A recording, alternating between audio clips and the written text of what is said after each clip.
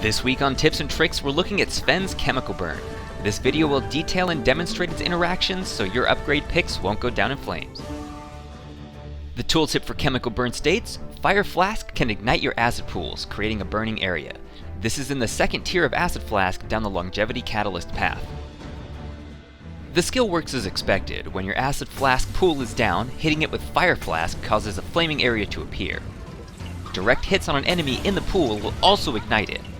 This area that you can trigger is much larger than the visual. Speaking of the visual, it actually kind of bugs out sometimes. As you can see, the fire's in one spot and the pool's in another. The actual area that does the burn damage is the pool itself. See, activating this upgrade creates a second pool under the first. You'll notice the decal effect gets darker since the two overlap each other.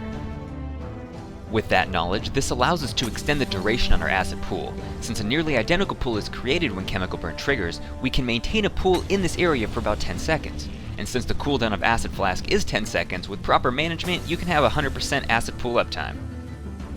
So how does this interact with Fire Flask upgrades?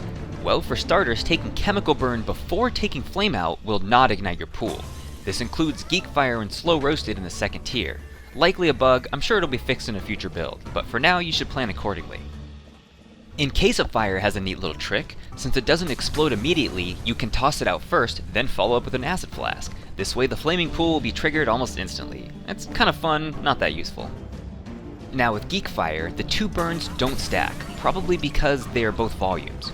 You can have both of them down at once, and the two in conjunction allow you to cover a much larger area with flames. Great for a bit of extra zone control. With Igniter Fluid, on the other hand, both of these burn effects do stack, since one is a volume and the other's a debuff.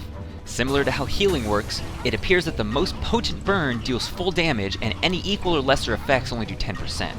And that's all for this week, so get out there and set the world ablaze.